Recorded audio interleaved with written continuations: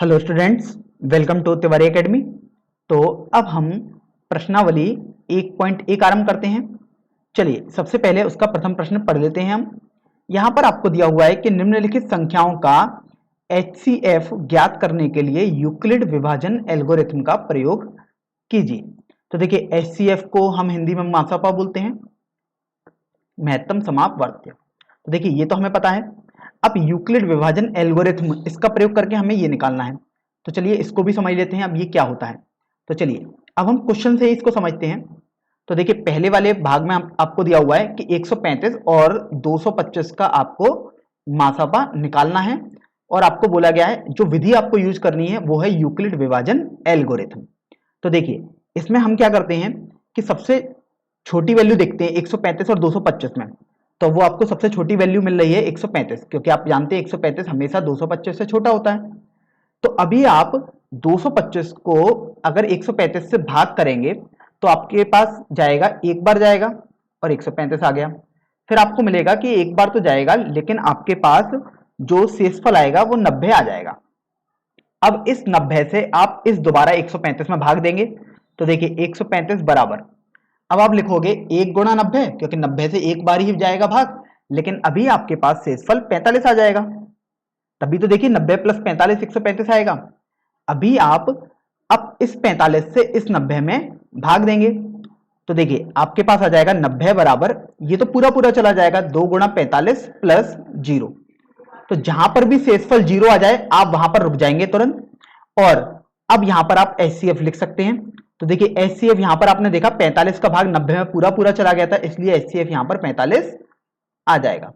तो इस तरीके से आपका ये HCF आ जाएगा, और इसी विधि को हम बोलते हैं यूक्लिड विभाजन एल्गोरिथम या यूक्लिड विभाजन विधि। अब ये समझ लेते हैं, कभी कभार छात्रों को इसमें दिक्कत हो सकती है कि वो एकदम सीधे ये नहीं लिख सकते, है ना, जैसे हमने यहां पर ये लिखा है। तो अभी उसके लिए समझ लेते हैं, हमारे पास बहुत अच्छा तरीका होता है उसके लिए। तो देखिए सबसे पहले आप 135 से भाग देंगे 225 में, क्योंकि सबसे छोटा तो 135 है 225 से भी। तो वो आपने देखा कि एक बार जाएगा, तो आपने 135 कर दिया। फिर आपको यहां पर मिलेगा 90 शेष। अब इस 90 से आप इस वाले 135 में दोबारा भाग देंगे। तो देखिए मैं यहां पर लिख देता हूं। अब देखिए ये एक बार जाएगा दोबारा, तो ये 90 आ गया, और इस तरीके से 45 आ जाएगा। अब इस 45 से आप 90 में दोबारा भाग देंगे। तो देखिए ये 2 बार गया, और ये आपके पास 0 बच जाएगा। तो इस तरीके से आपने ये देखा कि चूंकि 45 का भाग 90 में देने पर 0 शेष आया था, इसलिए ये 45 ही आपका HCF हो जाएगा। तो अभी आप देखो कि जैसे जैसे हमने यहां पर भाग दिया है उसी तरीके से हम यहां पर इसको लिखते गए। आप देख सकते हैं, जैसे आपने 225 में 135 का भाग दिया तो आपने देखा एक बार गया वो, और 90 शेष बचा। तो देखिए हमने 1 गुणा 135 प्लस 90 लिख दिया। इसी तरीके से अब आप इस 90 से 135 में भाग देंगे। तो देखिए ये वाली लाइन लिखी हुई है, एक बार जाएगा, तो देखिए एक बार लिखा है, और आपने देखा शेषफल तो 45 बचा था, तो 45 लिख दिया। अब इसी 45 से आपने देखिए इस 90 में भाग दिया है, अर्थात इसमें भाग दिया। तो आप देखिए 2 बार आपका भाज्य हो जाएगा, और यहाँ सॉरी 2 बार भागफल हो जाएगा, और आपके पास शेषफल 0 बचेगा। और तब हमने आपको बोला जब भी शेषफल 0 बचेगा तो आप ये बोल सकते हैं यहां पर जो आपके पास संख्या लिखी होगी वही दी गई दो संख्याओं का HCF या महत्तम समापवर्त्य हो जाएगी। तो देखिए अब हम दूसरे वाले प्रश्न पर देख लेते हैं। दूसरे वाले प्रश्न में आपको दिया हुआ है 196 और 38,220 है यहां पर। तो अभी आपको इसका HCF अर्थात महत्तम समापवर्त्य निकालना है। तो देखिए अगर आप एक बार में सीधे ना लिख पाए, ये जैसे हमने यहां पर लिखा है, तो आप एक बार रफ में कुछ इस तरीके से भाग देकर देख लेते हैं। सबसे पहले तो देखिए 196 से हम भाग देंगे 38,220 में। तो देखिए आपके पास 38,220 हमने यहां पर लिख दिया। अब यहां पर आप देखो कि अगर आप 196 से इसमें भाग दोगे तो आपके पास एक बार जाएगा, क्योंकि 196 गुणा 2 392 होता है। तो 196 यहां पर लिख दिया आपने। तो आपके पास देखिए बच जाएगा यहां पर 186, और ये 62 आ गया। अब यहां से आप देखो कि यदि आप भाग दोगे तो ये आपके पास 9 बार चला जाएगा। तो आप देख रहे हो कि ये यहां से देखिए 9 गुणा 6 यहां पर 4 आ जाएगा, 9 ने 81 और 4 81 और 5 86 के 6 हासिल 8, 9 एकम 9 और 8 17। तो अभी आप देखो 12 में से 4 गए तो 8 बचे, फिर आपने देखा कि 15 में से 6 जाएंगे तो ये आपके पास 9 बचे जाएगा और ये आपके पास 980 बचा है। तो अगर आप 196 से 980 में भाग देंगे तो ये 5 बार जाएगा, तो ये आपके पास 980 बच गया। तो आपने देखा कि 196 तो कंप्लीटली डिवाइड कर रहा है 38,220 को। तो यहां पर चूंकि शेषफल 0 जहां जहां बच जाए आप तुरंत वहां रुक जाएंगे और बोल देंगे ये वाला जो भाजक है वही आपका HCF हो जाएगा। तो अभी तो हमने इसको रफ मेथड से बेसिकली एक बार भाग करके देखा है, अब हम यूक्लिड विधि से इसको लिख देते हैं जो हमने किया है यहाँ पर। तो देखिए आप लिख सकते हो 38,220 बराबर 195 गुणा 196 प्लस 0 से शेषफल आया है। तो चूंकि 0 से शेषफल आया है तो आप ये जो भाजक है आपके पास इसी को आप HCF बोल देते हैं। तो इस तरीके से आपका HCF 196 हो जाएगा। चलिए अब हम अगले भाग पर बढ़ते हैं, भाग संख्या 3 पर। तो यहां पर आपको तीसरे भाग में दिया हुआ है दो संख्याएं हैं 867 और 255। तो अभी आप इनका HCF निकालेंगे।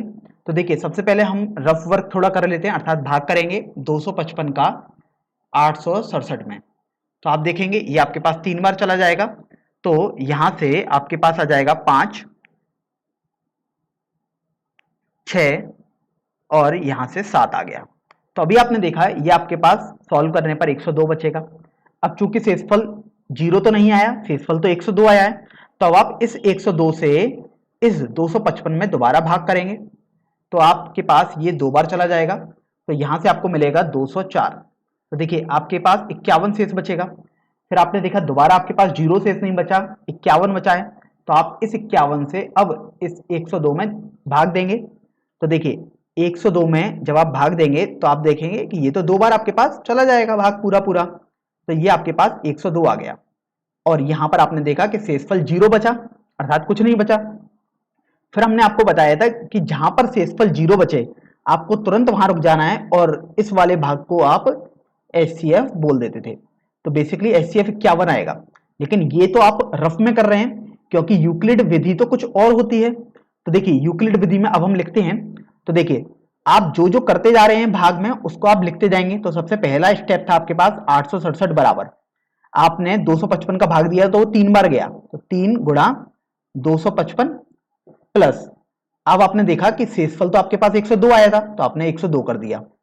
अब आप यहां से देखो आप लिखोगे 255 बराबर, अब आपने 102 से भाग दिया था तो ये 2 बार गया था, प्लस फिर आपने देखा 51 बचा आपके पास, और फिर आप देखिए 51 से आपने दोबारा भाग दिया था 102 में, तो यहां पर आप 102 गुणा, ये देखिए 2 गुणा 51 आ गया प्लस 0 आ जाएगा। चूंकि शेषफल 0 आ गया अर्थात ये जो संख्या है वही आपके पास HCF हो जाएगा। तो इस तरीके से तीसरे भाग का HCF अर्थात महत्तम समापवर्त्य आपके पास 51 आ जाएगा। तो अब हम प्रश्न संख्या 2 हल करते हैं। इस प्रश्न में आपको बोला गया है कि दर्शाइए कि कोई भी धनात्मक विषम पूर्णांक 6q + 1, 6q + 3 या 6q + h के रूप का होता है जहां q कोई एक पूर्णांक है। तो देखिए यहां से आपको ये बात समझ में आ रही है कि कोई भी धनात्मक विषम पूर्णांक इनकी फॉर्म में आपको सिद्ध करना है। तो अब आप ये देखो कि 6q + 1 यहां पर भी आप देख रहे हो, 6q + 3 यहां पर भी आपने देखा 6q + 5, अर्थात आपको ये समझ में आया कि 6 से एक तरीके से उस या जो पूर्णांक आपको दिया हुआ है उसमें भाग देना है। तो देखिए अगर आप कोई भी धनात्मक पूर्णांक a मान लेते हैं, तो अभी मैं लिख देता हूं, माना कोई धनात्मक पूर्णांक a है, तो अभी आपने यहां से हमने ये तो पहचान लिया कि आपको बेसिकली 6 से डिवाइड करने को बेसिकली बोला गया है। तो देखो अगर आप यूक्लिड विधि से लिखोगे इसे तो जब 6 से आप डिवाइड करोगे तो कुछ ना कुछ बार तो जाएगा, तो 6q कर दिया, प्लस कोई भी एक शेषफल बचेगा क्योंकि आपने यूक्लिड विधि से देखा था हम इसी तरीके से इसको लिखते थे। तो अब आपने ये भी सीखा था कि यहां से जो r आएगा वो या तो 0 आ सकता है, क्योंकि जब 6 से आप किसी संख्या में डिवाइड कर रहे हैं या भाग दे रहे हैं तो जो शेषफल है या तो वो 0 आएगा, या 1 आएगा, या 2 आएगा, या 3, या 4, या 5 ही आएगा। 6 कभी नहीं आ सकता, क्योंकि नहीं तो दोबारा वो 6 से डिवाइड हो ही जाएगा। तो शेषफल तो हमेशा 6 से कम ही आएगा और 0 से बड़ा आएगा या 0 आएगा। तो अभी आप ये देखो कि आपके पास जो संख्याएं होंगी वो या तो संख्या हो सकती है a बराबर 6 क्यूब प्लस 0, या आपके पास संख्या हो सकती है 6 क्यूब प्लस 1। देखिए अभी मैं आपके पास सभी संभव केस बना दे रहा हूं कि आपके पास किस तरीके की संख्याएं हो सकती हैं। आपके पास हो सकती है a बराबर 6 क्यूब प्लस 2, हो सकता है a बराबर 6 क्यूब प्लस 3 तरीके की कोई संख्या हो a, हो सकता है a बराबर 6 क्यूब प्लस 4 हो, या a बराबर 6 क्यूब प्लस 5 हो।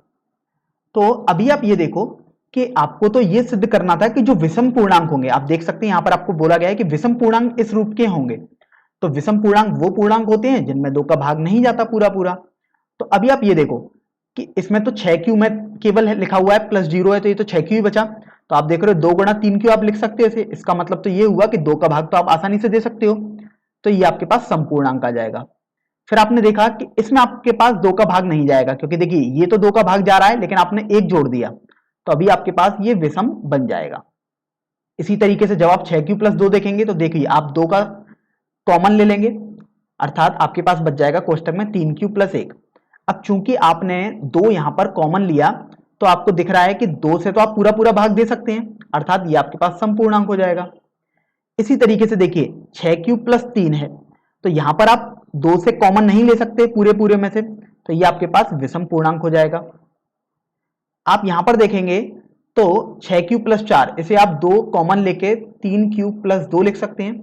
अब चूंकि आपने 2 कॉमन ले लिया, इसका मतलब तो ये हुआ कि 2 से भाग तो संभव है इसमें, अर्थात ये आपके पास समपूर्णांक आ जाएगा और ये आपके पास अंत में विषम पूर्णांक आ जाएगा। तो अभी आप देखो कि आपने ये भी पता कर लिया कि विषम पूर्णांक कौन कौन से हो सकते हैं। तो आपको मिला है या तो 6 क्यू प्लस 1 टाइप का हो सकता है, या 6 क्यू प्लस 3 तरीके का हो सकता है विषम पूर्णांक, या आप देख रहे हैं जो विषम पूर्णांक आएगा वो 6 क्यू प्लस 5 तरीके का हो सकता है। तो आप देखिए आपको यही सिद्ध करना था कि जो विषम पूर्णांक आएगा वो इन तीनों तरीके में से किसी एक तरीके का ही होगा। तो आपने यहां पर इसको सिद्ध भी कर दिया है। चलिए अब हम अगले प्रश्न पर बढ़ते हैं, प्रश्न संख्या 3 पर। तो देखिए प्रश्न संख्या 3 में आपको बोला गया है कि किसी परेड में 616 सदस्यों वाली एक सेना की टुकड़ी को 32 सदस्यों वाले आर्मी बैंड के पीछे मार्च करना है। दोनों समूहों को समान संख्या में स्तंभों में मार्च करना है। उन स्तंभों की अधिकतम संख्या क्या होगी जिसमें वे मार्च कर सकते हैं। तो अब आप देखिए इस प्रश्न की लैंग्वेज को। यहां पर आपको बोला गया है कि उन स्तंभों की अधिकतम संख्या निकालनी है। अधिकतम मतलब होता है महत्तम। अब आप ये देखो कि आपको बोला गया है कि दोनों को समान संख्या वाले स्तंभों में मार्च करना है। जो 32 सदस्य हैं उनके भी स्तंभ आप बनाएंगे तो समान होने चाहिए, और यहाँ जो 616 सदस्य हैं उनके भी अगर आप स्तंभ बनाओगे तो वो समान संख्या में ही होने चाहिए। तो अब यहां से आपको पता लगा कि ये तो महत्तम समापवर्त्य वाली कंडीशन हो जाएगी, अर्थात अब आपको 32 और 616 का महत्तम समापवर्त्य निकालना है। तो अब देखिए यहां पर इस प्रश्न में तो बोला नहीं गया है कि आप किस तरीके से महत्तम समापवर्त्य निकालते हैं। तो देखिए यहां पर आप इसको सीधे भाग करते हैं, तो आप सबसे छोटी संख्या 32 है उससे 616 में भाग करते हैं। तो देखिए आपके पास ये एक बार जाएगा और यहाँ 32 बचा, फिर आपके पास यहाँ पर बचेगा 29 और ये 296। अब आप 32 से 296 में भाग देंगे तो देखिए आपके पास ये 9 बार चला जाएगा और यहाँ जाएगा 9 दूनी 18 और यहाँ पर 88, तो 288 आ गया। अब यहाँ से आप देखिए 16 में से यदि 8 जाएंगे तो आपके पास 8 बचेगा, और अब चूंकि यहाँ पर शेषफल 8 बचा है केवल, तो अब इस 8 से आपको इस 32 में भाग देना है। तो देखिए आप भाग देंगे तो आपके पास ये 4 बार चला जाएगा। तो आपने देखा आपके पास शेषफल तो कुछ भी नहीं बचा, अर्थात 0 बचा है। तो जब भी शेषफल आपके पास कुछ भी नहीं बचा हो तो जो आपके पास भाजक होता है इसी को आप HCF बोल देते हैं। तो यहां से जो आपके पास HCF हो जाएगा वो 8, और यही आपका बेसिकली उत्तर हो जाएगा। अर्थात आप बोलेंगे कि उन स्तंभों की अधिकतम संख्या 8 होनी चाहिए जिसमें 32 सदस्य भी समान संख्या में आएंगे और 616 सदस्य भी आ सकते हैं। ये तो आपके पास बेसिकली एक तरीका रहा महत्तम समापवर्ती निकालने का। अब देखिए महत्तम समापवर्ती आपको निकालना है 32 और 616 का। तो देखिए अब हम मेथड 2 से सीखते हैं कि महत्तम समापवर्ती कैसे निकाला जाता है। तो देखिए सबसे पहले आप 32 के गुणनखंड निकाल लीजिएगा। तो गुणनखंड कुछ हम इस तरीके से निकालते थे छोटी कक्षाओं में। ये आप 2 से भाग देंगे तो ये 16, फिर 2 से आप ये 8 बार जाएगा, ये 2 से ये 4 बार जाएगा, 2 से ये 2 बार जाएगा और 2 से ये दोबारा करूंगा तो 1 बार जाएगा। अर्थात आपको समझ में आया कि 32 को तो आप लिख सकते हो 2 गुणा 2 गुणा 2 गुणा 2 गुणा 2। तो आपको ये समझ में आ गया कि जो भी अभाज्य गुणनखंड होते थे उनसे हम भाग देते थे। अभी इसी तरीके से आप 616 को भाग देंगे। तो देखिए 616 को यदि आप भाग देंगे तो देखिए सबसे पहला अभाज्य गुणनखंड 2 आएगा, तो उससे आप भाग देके देखेंगे तो ये भाग तो चला जाएगा क्योंकि 6 एक सम संख्या है। तो यहां से आपके पास आ जाएगा 308। फिर देखिए दोबारा आप 2 से भाग दे सकते हैं क्योंकि इकाई का अंक तो सम है। तो 2 से आपने भाग दिया तो ये आपके पास 154 आ गया। फिर आप देखिए 2 से भाग देंगे तो आपके पास 77 आ जाएगा। तो यहां से अब आप देखो कि अब 2 से भाग यहां पर नहीं जाएगा, तो आप 7 से भाग दोगे तो ये 11 आ जाएगा और 11 से यदि आप भाग दोगे तो ये आपके पास 1 बच जाएगा। अर्थात इसका मतलब ये हुआ कि यदि आप 616 के गुणनखंड लिखोगे तो आपके पास हो जाएंगे 2 गुणा 2 गुणा 2 गुणा 7 गुणा 11, क्योंकि ये जो संख्याएं होती हैं यही आपके पास गुणनखंड होती थी। तो आपने 32 और 616 दोनों के गुणनखंड लिख दिए। अब महत्तम समापवर्ती चूंकि आपको निकालना है, तो महत्तम समापवर्ती वो संख्याएं होती हैं जो दोनों में कॉमन आए, जो 32 के गुणनखंडों में भी कॉमन आए और 616 में भी गुणनखंड में कॉमन आए। तो देखिए यहां पर 1 2 आ रहा है तो 1 2 ये आ गया तो आपने 2 लिख दिया। इसी तरीके से देखो ये वाला 2 और एक यहां पर भी 2 आएगा तो ये भी बेसिकली कॉमन आ रहा है अर्थात उभयनिष्ठ आ रहा है। इसी तरीके से आपने देखा ये और ये भी आपके पास कॉमन आ जाएगा। फिर आपने देखा आपके पास 2 और गुणा 2 बचा और यहां 7 गुणा 11 बचा, इनमें कोई भी कॉमन तो आपके पास है ही नहीं। अर्थात अब जो आपने HCF लिखा था ये यही आपका उत्तर हो जाएगा। तो इस तरीके से आपके पास HCF 8 आ जाएगा।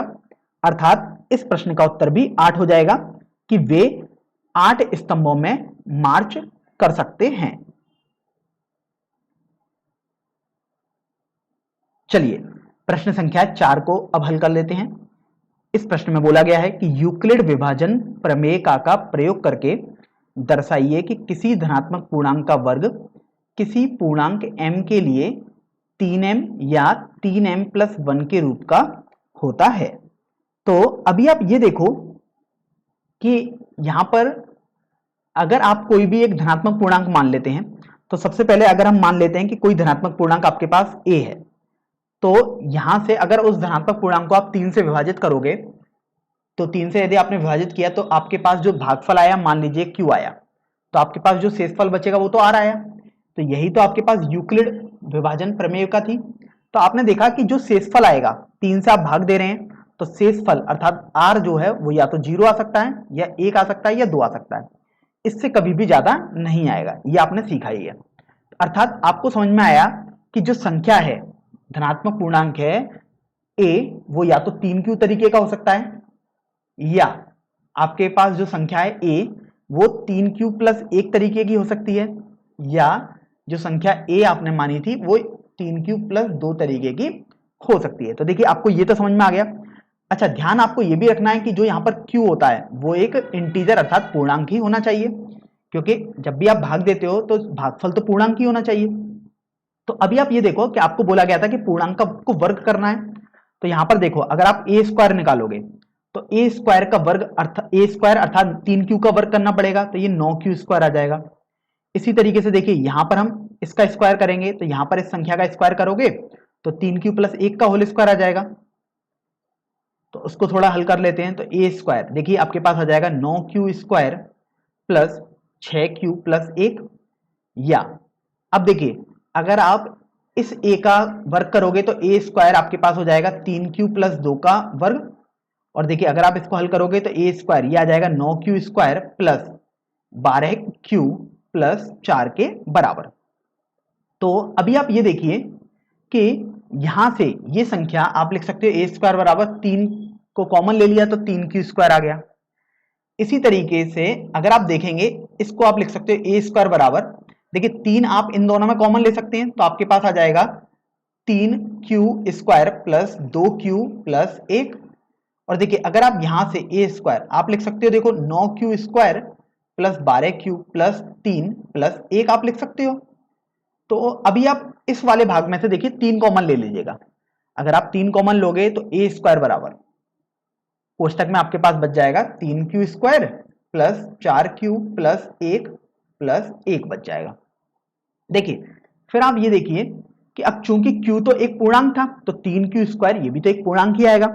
अर्थात आप देख रहे हो कि ये आपके पास 3m तरीके की संख्या है जहां m एक पूर्णांक है। तो आपने देखा कि जो ये वर्ग आया वो 3m तरीके का आया है। इसी तरीके से आप देखो ये भी तो आपके पास एक पूर्णांक ही है।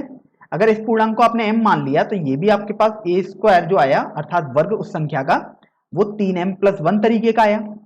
और यदि आप देखो यहां से q चूंकि एक पूर्णांक है तो ये भी एक पूर्णांक, ये भी एक पूर्णांक और 1 भी एक पूर्णांक होता है, तो ये सब मिला के भी एक पूर्णांक ही आएगा। तो यहां से भी आपने देखा कि ये आपके पास 3m प्लस 1 तरीके का ही होगा। यहां पर ध्यान देने वाली बात ये है कि ये तीनों m जो यहां पर और मैंने यहां पर लिखे हैं वो तीनों m बराबर नहीं है, बस m इस बात को प्रदर्शित कर रहे हैं कि m कोई भी एक पूर्णांक है। तो देखिए आपने देखा कि धनात्मक संख्या का यदि हमने वर्ग किया, आप देख सकते हैं वर्ग करने को आपको बोला गया था, धनात्मक पूर्णांक का यदि आपने वर्ग किया तो या तो वो 3m तरीके का आएगा या 3m प्लस 1 तरीके का आएगा। इसी बात को आपको सिद्ध करना था। तो इस तरीके से आपका यह प्रश्न सिद्ध हो चुका है।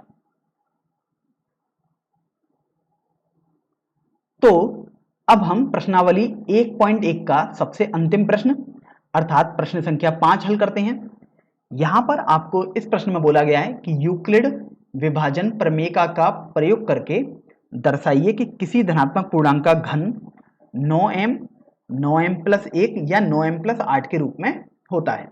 तो देखिए सबसे पहले हमने जैसे पिछले प्रश्न में माना था कि कोई भी आप धनात्मक पूर्णांक a मान लेते हैं और यदि आप उसे 3 से विभाजित करें तो कुछ पूर्णांक बार वो जाएगा अर्थात भागफल q आ गया और कुछ शेषफल भी बचेगा। तो यहां से आपको समझ में आएगा q तो एक पूर्णांक होना चाहिए, तो आपने वो लिख दिया क्योंकि आप जानते हैं भागफल तो एक पूर्णांक ही आएगा और शेषफल r आया।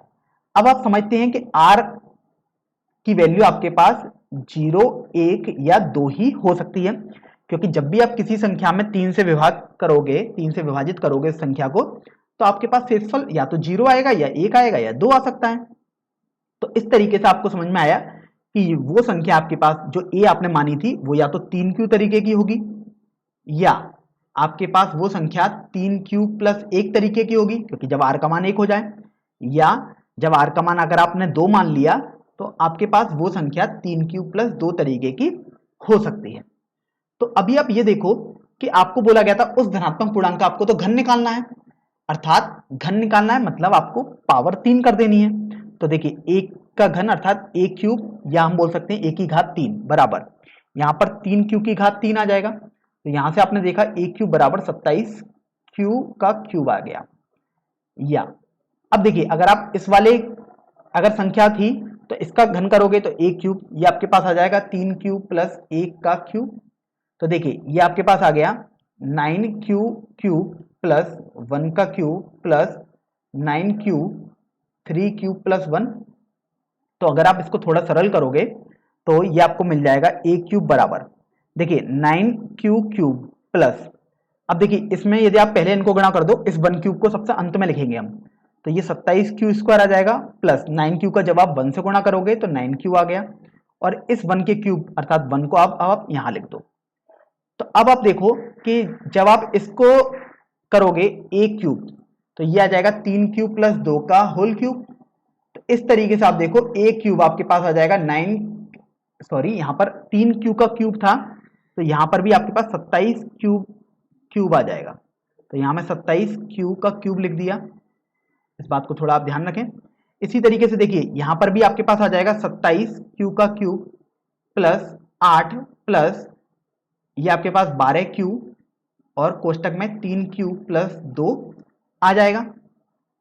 तो अभी आप जब इसको थोड़ा सरल करोगे तो देखिए आपके पास आ जाएगा a क्यूब बराबर 27 Q cube plus 36 Q square plus 24 Q plus 8। तो देखिए अभी आपने उस धनात्मक पूर्णांक अर्थात a का घन तो कर दिया है। अब आप यहां से ये देखो कि आपको जो सिद्ध करना था, जो आपको ये घन आया, आपको बोला गया था ये आपको सिद्ध करना है, वो इस तरीके का आएगा। तो 9m 9m plus 1 9m plus 8, इससे आप ये तो समझ में आ गया आपको कि 9 से बेसिकली इनको विभाजित करना है। तो अभी आप देखो यदि आप 9 से विभाजित करोगे सभी संख्याओं को, तो देखो a क्यूब इसको आप लिख सकते हो 9 कॉमन लेके 3q क्यूब। इसी तरीके से आप देखो a क्यूब, आप इसमें भी 9 से देखिए इतना कॉमन ले सकते हो 9, तो आपके पास आ जाएगा 3q cube plus 3q square plus q plus 1। और देखिए अगर आप यहां पर देखिए 9 कॉमन ले लेंगे तो आपके पास आ जाएगा a क्यूब बराबर, अब यहां से आप देखो कि ये आ गया 9 3q स्क्वायर प्लस यहां पर आपके पास 36 आएगा, तो ये आपके पास 108 क्यूब आ गया। सॉरी यहां पर 72 क्यूब आ जाएगा, इसको हमने थोड़ा गलत कर दिया था। ये आपके पास आ जाएगा 108 क्यू स्क्वायर प्लस 72 क्यूब। तो देखिए इसमें आपने 9 कॉमन ले लिया, तो आपके पास आ जाएगा यहां से 12 क्यूब प्लस 8 प्लस 8। तो देखिए आपने ये तो लिख दिया। अब फिर आप देखो कि ये तो एक पूर्णांक ही होगा, अर्थात आपको a क्यूब अर्थात उस धनात्मक पूर्णांक का घन 9m तरीके का मिल रहा है। अगर आपने इसको m माना, m तो बेसिकली पूर्णांक को डिनोट कर रहा है, a क्यूब यहां से अगर आपने ये पूर्णांक आपको दिखाई दे रहा है तो ये 9m प्लस 1 तरीके का आया, और यहां से आपने देखा कि ये भी तो एक पूर्णांक ही होगा क्योंकि q 8 और ये q सब पूर्णांक ही है, तो पूर्णांकों का योगफल हमेशा पूर्णांक ही आएगा, तो ये 9q प्लस 8 तरीके का आएगा।